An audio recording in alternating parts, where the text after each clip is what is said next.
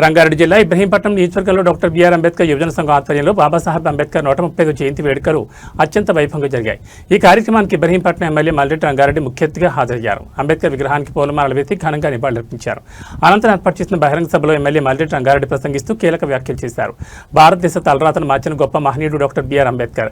ఆయన రాసిన రాజ్యాంగం వల్లే దేశంలోని అన్ని కులాలకు వర్గాలకు సమాన హక్కులు లభిస్తున్నాయి.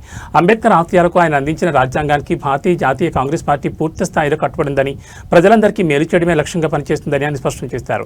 ఇబ్రహీంపట్నం అభివృద్ధిపై ఎమ్మెల్యే మాట్లాడుతూ నియోజకవర్గ అభివృద్ధికి ముఖ్యమంత్రి సహకారంతో నిధులు కేటాయిస్తున్నట్టు తెలిపారు. ఇబ్రహీంపట్నం అభివృద్ధిపై ఎమ్మెల్యే మాట్లాడుతూ నియోజకవర్గ అభివృద్ధికి ముఖ్యమంత్రి సహకారంతో నిధులు కేటాయిస్తున్నట్టు చెప్పారు. ఈ రోజు మళ్ళా దానికి డబ్బులు ఇచ్చి ఈ రోజు మొదలు పెట్టినాం.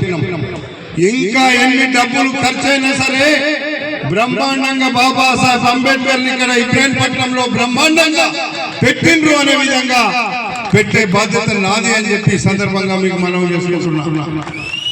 నాకు తెలుసు, నేను 1994లో నుంచి ఎమ్మెల్యేగా 10 లక్షల మందికి ఉన్నా. 10 సంవత్సరాలు ఉంటే 1000 కోట్ల రూపాయలు తెచ్చి అభివృద్ధి చేసిన ఈ రోజు మళ్ళా ఇబ్రహీంపట్నాన్ని అభివృద్ధి చేసే అదృష్టం నాకు దొరికింది.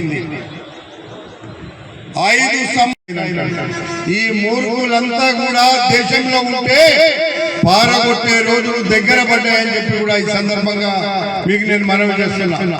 బాబాసాహెబ్ ఏం చెప్పిండో అదే జరగాలి. అదే మనమందరం కూడా కలిసికట్టుగా బాబాసాహెబ్ అంబేద్కర్ కు నివాళులు అర్పించాలంటే బాబాసాహెబ్ అంబేద్కర్ రచించినటువంటి రాజ్యాంగమే మన అందరికీ కావాలి అని చెప్పి మీ అందరి ద్వారా, మీ అందరి చప్పట్ల ద్వారా నేను తెలియపరుస్తున్నా.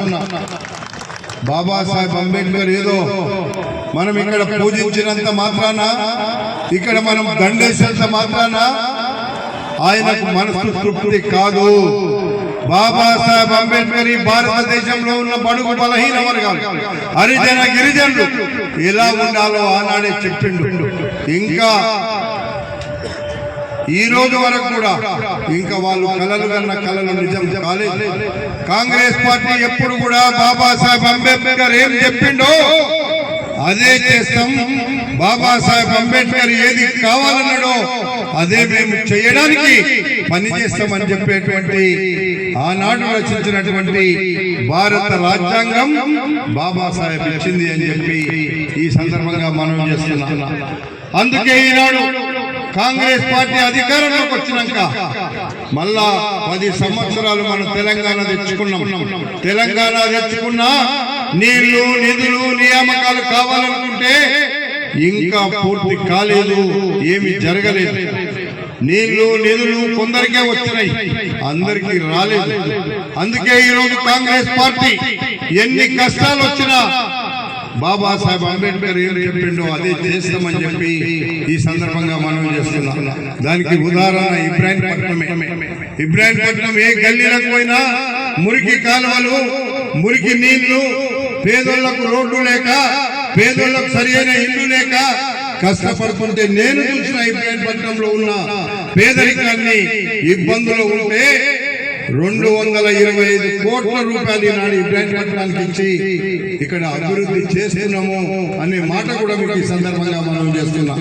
ఇక్కడ దవాఖానా ఉండే, పందులు వండుకుంటేందుకు కూడా పనికిరాని దవాఖానా ఉంటే నేను ముఖ్యమంత్రి గారితో మాట్లాడి పేదవాళ్ళకు అక్కరొచ్చేటువంటి దవాఖానా బాబాసాహెబ్ అంబేద్కర్ ఏం చెప్పిండో పేదవాళ్ళకు అన్ని వసతులు ఇవ్వాలని, అలాంటి దవాఖానాను మొత్తం నేలమట్టం చేసి ఈ రోజు 100 పడకల దవాఖానాను బ్రహ్మాండంగా నిర్మిస్తున్నామని చెప్పి సందర్భంగా మనం చేస్తున్నాం. ఏ గల్లీలో చూసినా అభివృద్ధి కావాలనుకున్నా, ఏ ప్రాంతం చూసినా అభివృద్ధి కావాలనుకున్నా, ఇబ్రహీంపట్నం కట్ల పాడుపడిపోతుంటే దాదాపు 20 కోట్ల రూపాయలు పెట్టి ఈరోజు హైదరాబాద్ నగరానికి మిన్నగా కట్ట మీద పోతుంటే మీ అందరికీ కానొస్తుంది. ఈ రోజు ఉన్నటువంటి పరిస్థితి ఇబ్రహీంపట్నంలో దళిత సోదరులు ఏ బస్తీకి పోయినా నన్ను అడిగినారు, మాకు రోడ్లు లేవు, మోరీలు లేవు, నీళ్లు లేవు, సరైన లైట్లు లేవు అంటే అధికారులను వెంట పెట్టుకొని ప్రభుత్వం దగ్గర ఉన్న డబ్బంతా తెచ్చి ఈడ జీతాలు ఇస్తానికి డబ్బులు లేవు.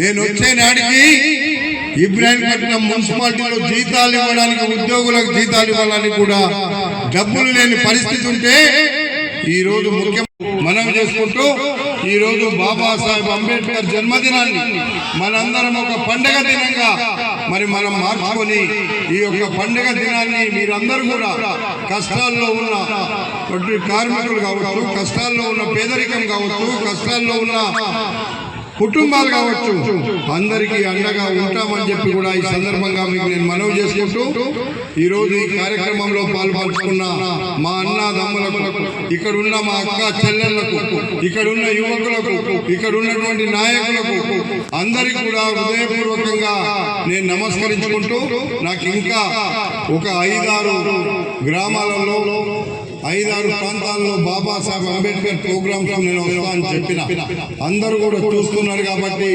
గ్రామానికైనా వెళ్ళడానికి నేను సిద్ధంగా ఉంటా.